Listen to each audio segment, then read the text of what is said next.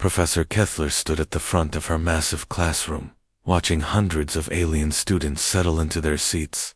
Her glowing teaching nodes pulsed softly as she looked around the room. She had taught xenobiology for over 300 years, but today felt different. Every seat was filled, and students were even sitting in the aisles.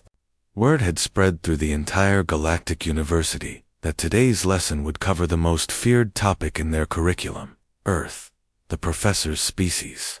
The luminary communicated through patterns of light that danced across their skin. Right now, her nodes were flickering with what her students would recognize as nervous energy. She had been dreading this lecture for weeks, knowing that what she was about to reveal would fundamentally change how these young beings viewed their human classmates stood in the front row. A student made of living crystal raised what looked like a delicate glass hand. Crystal was a Valkyrie, a species known for their insatiable curiosity and their ability to store vast amounts of information in their crystalline matrix bodies. Her voice chimed like wind through cave formations when she spoke. "Professor, I've been studying the galactic database, and there's something I don't understand. Earth is listed as classification Omega 7, which means it's designated as a death world. But I've met humans here at the university, and they seem so normal. They're not huge like the Titan warriors from Kronos.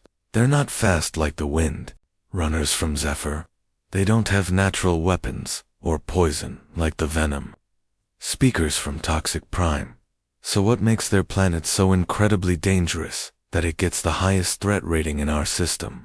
The question seemed to spread through the classroom like ripples in water. Students began murmuring to each other in their various languages. Some clicked their mandibles, others released chemical signals into the air, and a few communicated through rapid color changes across their skin. The excitement was building as they realized they were finally going to learn the truth about the mysterious human homeworld. Professor Kethler's teaching nodes dimmed to almost nothing, which her students knew meant she was deeply troubled by something. In all her centuries of teaching, she had covered every known species in the galaxy. She had explained the hunting techniques of apex predators, the survival strategies of species from toxic worlds, and the brutal warfare tactics of warrior races. But nothing had ever made her as uncomfortable as discussing humans and their origin planet. She took what her species considered a deep breath, though it looked more like a gentle pulsing of light through her entire body. "Very well, students. You want to know the truth about Earth and why it holds the most dangerous classification in our system. But I must warn you all, before we begin. What you learn in this classroom today will change how you see humans forever. You'll never look at your human friends the same way again. You might find yourself watching them differently, wondering how they can smile and laugh and seem so peaceful when you know what I'm about to tell you." The classroom fell completely silent. Even the students who couldn't help their natural sounds, like the buzzers who constantly hummed, or the dribblers who naturally leaked fluid, managed to quiet themselves. Professor Kethler had never given such a serious warning before any lecture. "Earth isn't classified as a death world because of what lives there," she continued, her voice carrying easily through the translation systems that allowed all species to understand each other. "Earth is classified as a death world because of what it takes to survive there. Let me show you what I mean." With a gesture, she activated the massive holographic display that dominated one wall of the classroom. The image that appeared seemed innocent enough at first glance. Two small human children were playing outside what appeared to be their dwelling. The boy, who couldn't have been more than 6 Earth years old, was named Tommy. The girl, even smaller, was called Lucy. "These are human children," Professor Kethler explained. "They are engaged in what humans call playing in the snow. That white substance covering the ground is frozen water that falls from their sky. The current temperature in this image is -20 degrees Celsius." Several students gasped audibly. A few of the more delicate species actually began showing signs of distress at the mere thought of such extreme cold. "To put this in perspective," the professor continued, Most of our species would die within minutes of exposure to such conditions. Our body systems would shut down. Our fluids would freeze. Our organs would cease to function. But look at these human children. They are voluntarily exposing themselves to this deadly environment, and they appear to be enjoying it immensely. The hologram zoomed in on little Lucy, who was actually picking up handfuls of the frozen water and putting it directly into her mouth. Meanwhile, Tommy was using the deadly frozen substance to construct what appeared to be a shelter or fortress. The female child is consuming the frozen precipitation directly, Professor Kethler noted, her teaching nodes now pulsing with what could only be described as amazement mixed with horror. The male child is using it as a construction material.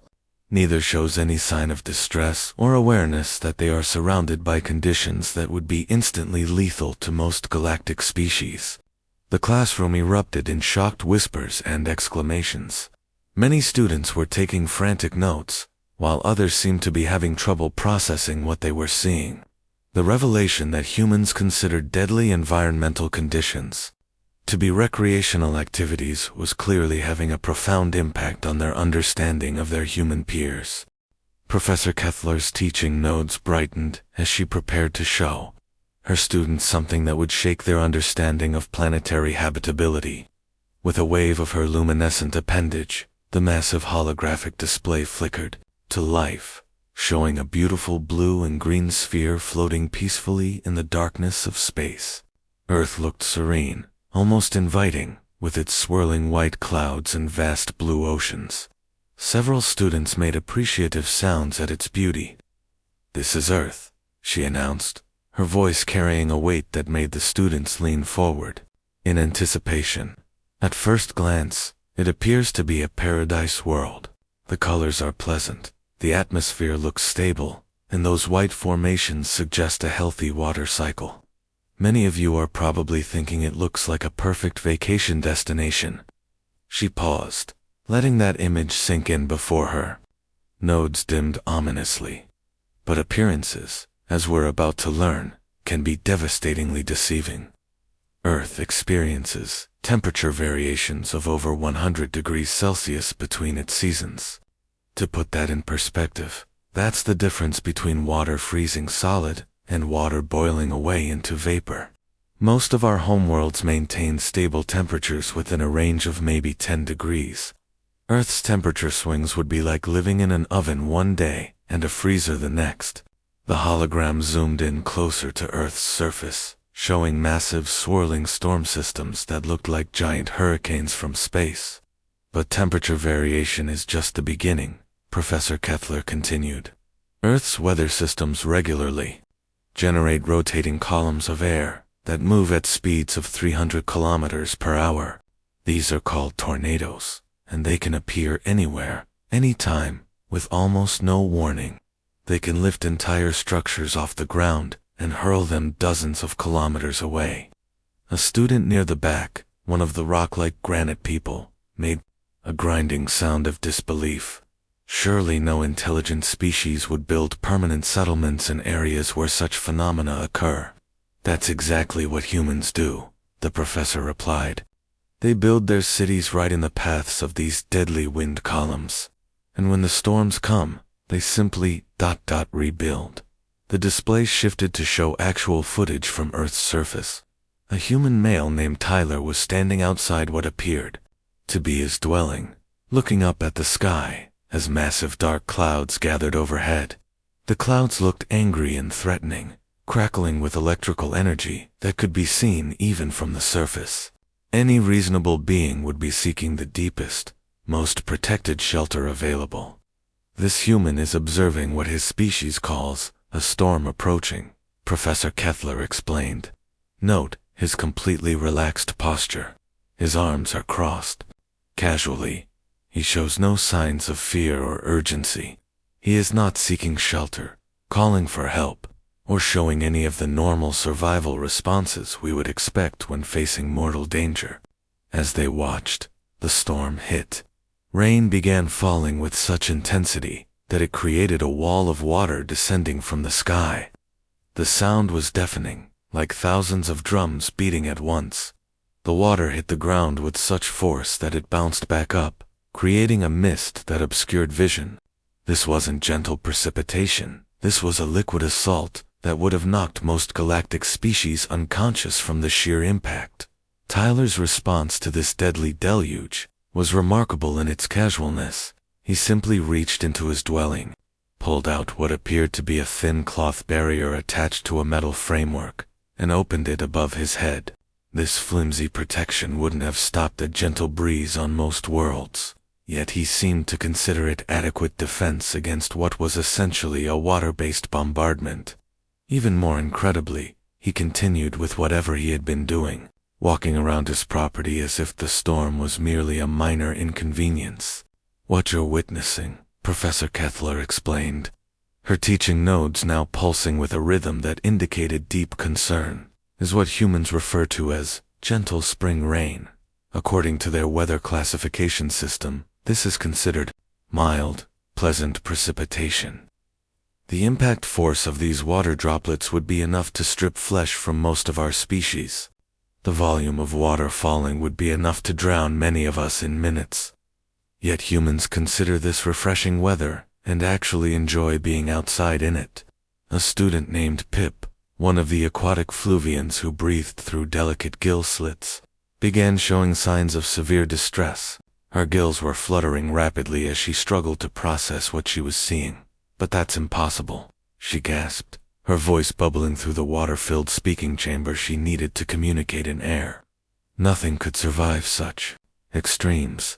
The pressure alone would crush internal organs. The water volume would flood respiratory systems." Before Professor Kethler could respond, the hologram shifted to show another scene that made several students actually cry out in alarm. A human female named Katie was moving rapidly through what the database labeled as light snow. She was engaged in what appeared to be voluntary exercise, moving her legs in a rhythmic pattern that humans called jogging. The truly shocking part was her attire. She wore minimal protective covering, just thin fabric that left most of her skin exposed to the deadly frozen precipitation. "This human is voluntarily exercising in sub-zero conditions," Professor Kethler noted, her voice taking on what could only be described as grim fascination. "She is not seeking shelter, she is not showing distress, and most remarkably, she appears to be enjoying herself. Look at her facial expression, what humans call a smile. She is experiencing pleasure while engaging in activity that should, by all biological logic, be killing her." The camera followed Katie as she jogged past other humans who were engaged in equally baffling activities. Some were clearing the frozen death water from their walkways, using primitive tools. Others were actually throwing it at each other in what appeared to be some form of combat training, though they were laughing while doing it. Children were sliding down hills of the stuff on pieces of shaped plastic, moving at speeds that would be terrifying on safe terrain, let alone on slippery frozen surfaces. "What you must understand," Professor Kethler continued, "is that this is not unusual behavior for humans. This is not emergency survival activity. This is what they call winter recreation. They voluntarily expose themselves to conditions that would kill most galactic species, and they do it for fun." When Professor Kethler announced that the third lesson would cover human evolutionary history, nearly half the class immediately requested emergency psychological counseling. The remaining students who stayed looked like they were already regretting their decision, but their curiosity was stronger than their fear. What they were about to learn would haunt their dreams for cycles to come. "Before we begin," Professor Kethler warned, her teaching nodes flickering in patterns that indicated extreme caution, "I want you to understand that what I'm about to show you is not theoretical. This is documented history. Every image, every piece of data has been verified by multiple galactic research teams. The reason so few species are willing to study Earth's evolutionary record is because it challenges everything we thought we knew about how life develops intelligence." She activated the holographic display, and immediately, the room was filled with images of destruction on a scale that defied imagination.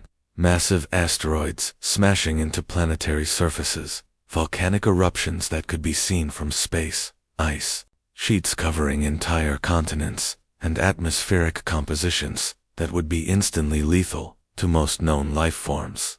For 4 billion Earth years, Professor Kethler explained, her voice taking on a tone of reluctant admiration, Earth has been actively trying to eliminate everything living on its surface. This isn't the gradual environmental changes that most worlds experience over geological time.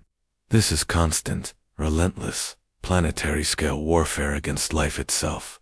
The display showed a timeline of what humans called extinction events. 5 major catastrophes that wiped out most life on the planet, and countless smaller disasters that would have ended civilization on any other world. Asteroid impacts that vaporized entire regions, volcanic eruptions that poisoned the atmosphere. For decades, ice ages that froze oceans solid, and climate shifts so dramatic, they made the current weather extremes look mild by comparison. Most species in the galaxy evolved on worlds that remained relatively stable, the professor continued. We developed intelligence because we had the luxury of time and safety to do so. But Earth took a different approach. Every time life began to settle into comfortable patterns, the planet would unleash another catastrophe. Only the most adaptable, most resilient, most aggressively survival-oriented creatures could continue existing. The scene shifted to show early human ancestors during what Earth's scientists called an ice age. 2 figures wrapped in primitive animal skins were walking across a landscape that looked like the surface of a frozen moon. The male, who the database identified as an early human named Robert, was carrying what appeared to be a weapon made from a sharpened stick and stone. The female, Kate, was carrying what looked like the body of a small animal. When Earth's surface became 90% uninhabitable due to planetary freezing, Professor Kethler explained, these early humans had a choice. They could hide in caves and wait for the ice to recede. They could migrate to warmer regions, like most species do. Or they could do what they actually did. They looked at this frozen wasteland and decided to hunt the megafauna that lived in it. The display showed artistic reconstructions based on archaeological evidence. Humans, barely reaching the chest height of their prey, working in coordinated groups to bring down creatures that could have crushed them with a single step. Massive woolly creatures with tusks longer than human bodies, predators with claws like sword blades, and herbivores whose size rivaled the largest modern Earth creatures. They didn't just hunt for survival, the professor noted grimly. They hunted creatures 10 times their size, using nothing but sharpened sticks, coordination, and pure determination. While other species were hiding from the planetary catastrophe, humans were thriving in it. A student named Quell, a member of the peaceful harmony species who had never known violence of any kind, made a sound like wind through broken crystals. But surely they evolved past such violent behavior. Surely modern humans don't still carry these primitive hunting instincts. Professor Kethler's teaching nodes dimmed to almost nothing. That brings us to perhaps the most disturbing part of human evolution. They never lost those instincts. They simply redirected them. The hologram shifted to show modern humans engaging in activities that made the alien students question their own sanity.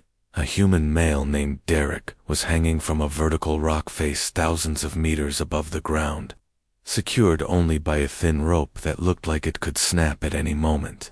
His muscles were straining against gravity, his fingers gripping tiny cracks in the stone that wouldn't have supported the weight of most species' appendages. This is called rock climbing, Professor Kethler explained. Humans voluntarily scale vertical surfaces at altitudes where the atmospheric pressure would crush most of our respiratory systems. They consider this recreational activity. Note that below him, another human female named Beth is preparing to attempt the same climb. The camera followed Derek as he slowly worked his way up the impossible surface. At one point, a piece of rock broke away under his grip, and he swung out over empty space, held only by the rope around his waist. Instead of showing fear or calling for rescue. He simply found a new handhold and continued climbing. When he finally reached the top, his expression was one of joy and satisfaction. They're not satisfied with conquering their planet's surface, the professor continued. They actively seek out the most dangerous possible activities and do them for pleasure. But the most shocking footage was yet to come. The display shifted to show human children in what was labeled as a playground. Two galactic eyes, it looked like a training facility designed to prepare young beings for warfare. Metal structures rose high into the air, with platforms, ropes, and obstacles that would challenge adult members of most species. A human boy named Billy was suspended up on rotating metal bars, spinning his body in ways that should have caused disorientation and nausea. Meanwhile, a girl named Amy was launching herself from a platform twice her height, falling through empty air before landing on a flexible surface that absorbed her impact. This is how humans condition their offspring, Professor Kethler explained, her voice barely concealing horror. They create controlled danger scenarios and encourage their young to participate. That child spinning upside down is training his inner ear to handle disorientation. The one jumping from height is learning to calculate distance and impact. They call this fun. The scene showed dozens of human children engaging in activities that would be considered torture on most worlds. They were climbing structures designed to test their grip strength, sliding down surfaces at dangerous speeds, and swinging from ropes over distances that could result in serious injury if they fell. On any other world, this would be considered child abuse, the professor noted. But humans consider it essential development. They're literally programming their young to thrive in dangerous situations. The most disturbing part was watching the adult humans supervising these activities. Instead of showing concern or trying to prevent the dangerous behavior, they were encouraging it. Parents were cheering as their offspring took greater risks, celebrating when they successfully completed challenging obstacles. Human evolution never stopped, Professor Kethler concluded. They simply learned to create their own evolutionary pressures when the planet stopped providing them. They turned survival training into recreation, danger into entertainment, and what should be traumatic experiences into childhood memories they treasure for their entire lives. By the time Professor Kethler announced the fourth lesson on human physiology, the massive lecture hall that had once held hundreds of students now contained only a few dozen of the most academically brave. Many seats sat empty, their former occupants having transferred to safer courses like advanced stellar engineering or quantum physics of black holes. Those who remained looked like soldiers preparing for battle, their various forms of expression all conveying the same mixture of terror and fascination. Professor Kethler's teaching notes pulsed slowly as she prepared the holographic display. Today we examine the human body itself, she began, her voice carrying a weight that made even the most determined students shift nervously. What I'm about to show you will challenge everything you understand about biological possibility. The human form appears deceptively simple, but it is in fact the most sophisticated survival machine ever documented in galactic biology. The hologram flickered to life, showing detailed anatomical charts of human internal structure. Within seconds, 3 students in the back row collapsed in their seats.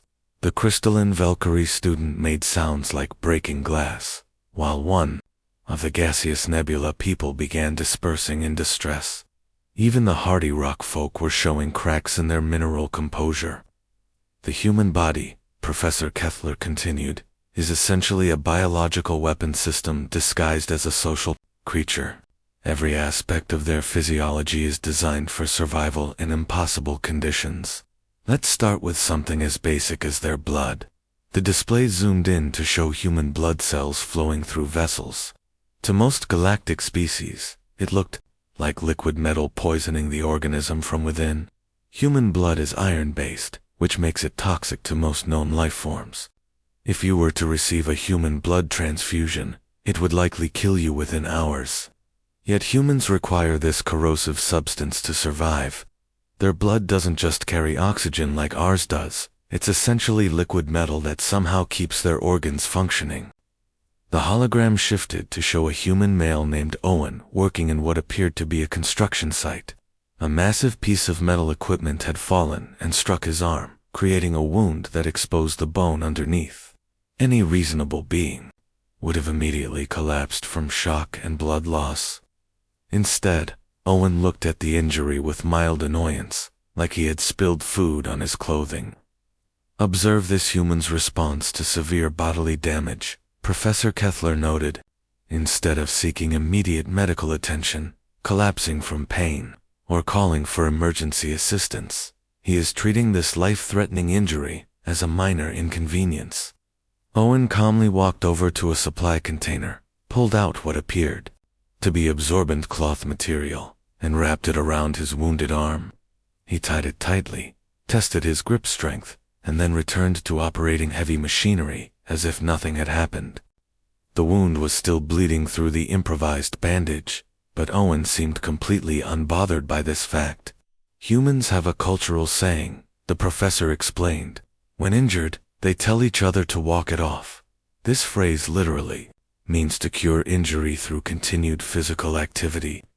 Most species would interpret this as a form of ritual suicide, but humans consider it practical medical advice. A student named Rix, a mathematical being from the logic worlds, was frantically performing calculations with appendages that moved too fast to follow. The blood loss alone should cause system shutdown. The pain signals should overwhelm neural function. How are they still operating heavy equipment? That brings us to their skeletal structure, Professor Kethler replied. Human bones are not just support structures like ours. They're designed to absorb massive impacts without breaking. The display showed comparison images of various species. Bone density. Human bones appeared thick and heavy compared to the delicate structures most galactic species possessed. But their most terrifying adaptation is what they call adrenaline, the professor continued. The hologram now showed a scene that made several students request immediate transport back to their dormitories. A human female named Linda was standing next to a large ground vehicle that had somehow rolled over onto a small human child. Instead of calling for help or seeking mechanical assistance, Linda walked calmly to the vehicle, positioned herself under the heaviest part, and simply lifted it. The massive machine, which should have required industrial equipment to move, rose into the air as if it weighed nothing. Linda held it there effortlessly, while other humans pulled the child to safety. When they were clear, she gently lowered the vehicle back to the ground and brushed dust off her hands as if she had just completed routine maintenance. When threatened or stressed, humans produce a chemical called adrenaline that temporarily transforms them into something approaching our mythology of ancient war gods. Professor Kethler explained. This chemical allows them to lift objects, weighing several times their normal capacity, move at speeds that should tear their muscles apart, and ignore pain that would render most species unconscious. The energy expenditure should kill them. Rix was now calculating so frantically that sparks were flying from his computational matrix. The metabolic demands alone would cause complete system failure. You're absolutely correct by the standards of normal biology, the professor agreed. But humans don't operate by normal biological rules, and their dietary requirements prove this beyond any doubt. The hologram shifted to show humans engaged in what they called a dinner party. At first glance, it looked like a pleasant social gathering, similar to those found on civilized worlds throughout the galaxy. Then the camera focused on what they were actually consuming, and half the remaining students began showing signs of acute distress. A human male named Brett was drinking what appeared to be liquid fire. The substance was so potent that vapors were rising from the cup, and his eyes were watering from proximity to it. Instead of seeking medical attention for this obvious poisoning, he was laughing and engaging in cheerful conversation with other humans who were consuming equally toxic substances. This human is voluntarily ingesting what our chemical analysis identifies as ethanol, Professor Kethler noted. A substance so toxic it's used as industrial solvent on most worlds. He's drinking it for pleasure. But the most shocking sight was a human female named Rachel, who was eating what the Galactic database identified as a ghost pepper. This plant had evolved the ultimate chemical defense system, producing compounds so potent they could incapacitate most known species on contact. Rachel was not only consuming it voluntarily, but appeared to be enjoying the experience. Humans require constant consumption of plant toxins to maintain their health, the professor explained.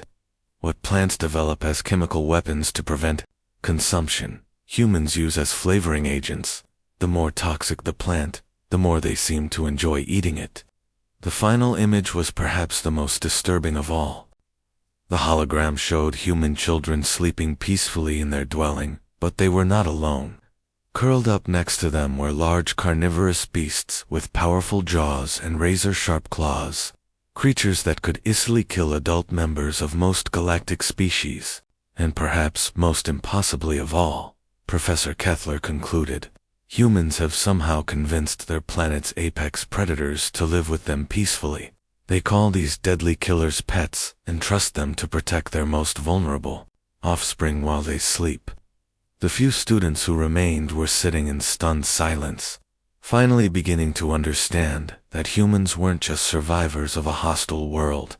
They were something entirely beyond normal biological possibility. On the final day of what students were already calling the most traumatic educational experience in galactic history, Professor Kethler stood before a classroom that now held fewer than 20 students. The others had either transferred to different courses, requested medical leave, or in some cases, packed up and returned to their home worlds entirely. Those who remained looked like veterans of some cosmic war, their various forms of expression all showing the same mixture of exhaustion and grim determination to see this through to the end. Professor Kethler's teaching nodes pulsed with what her remaining students recognized as deep sadness mixed with reluctant admiration. She had taught thousands of students over her centuries of academic life, but she had never seen a subject affect young minds quite like this one. The truth about humans was something that fundamentally changed how you viewed the universe itself. Over the past 4 days, she began, her voice carrying the weight of someone delivering a final verdict. You've asked me why Earth holds the classification of the galaxy's most dangerous Deathworld. You've seen the evidence, studied the data, and witnessed footage that will likely haunt your dreams for cycles to come. But I realize now that you've all been thinking about this question completely backwards. The holographic display activated one final time, showing Earth as seen from space. But now, after everything they had learned, the beautiful blue and green sphere looked different to the students. They no longer saw a peaceful world. They saw a planetary weapons testing facility that had been operating for billions of years. Earth isn't dangerous because it's hostile, Professor Kethler continued. Earth is hostile because it's perfect. Every catastrophe, every extinction event, every environmental extreme was exactly what was needed to forge life into the most efficient possible form. While the rest of us in the galaxy developed on worlds that were kind to us, Earth spent 4 billion years perfecting the ultimate survival machine. The display shifted to show human space stations orbiting distant stars, massive colony ships, traveling between worlds, and terraforming equipment that could transform barren rocks into livable planets. The technology was impressive, but what caught the students' attention was how the humans operated it.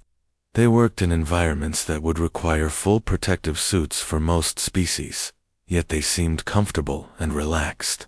While we adapted our environments to suit our biological needs, the professor explained, humans did something that we thought was impossible.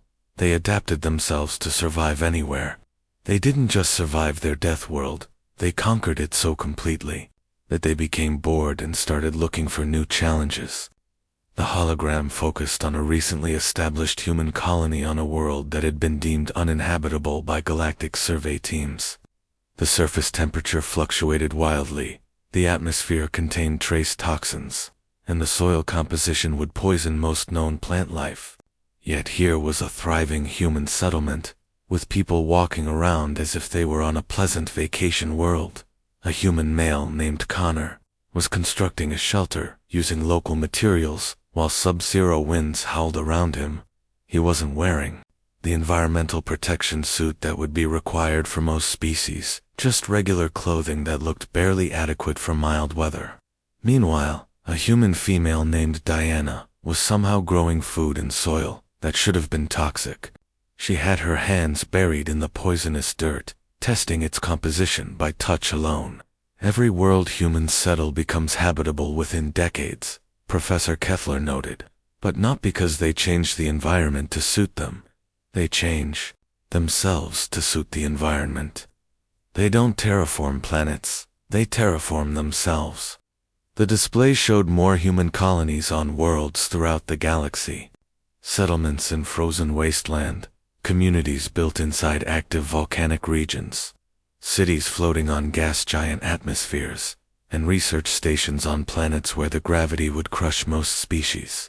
In every case, humans had found ways to not just survive, but thrive in conditions that would be instant death for others. But here's what makes humans truly remarkable, Professor Kethler continued, her teaching nodes beginning to brighten for the first time in days.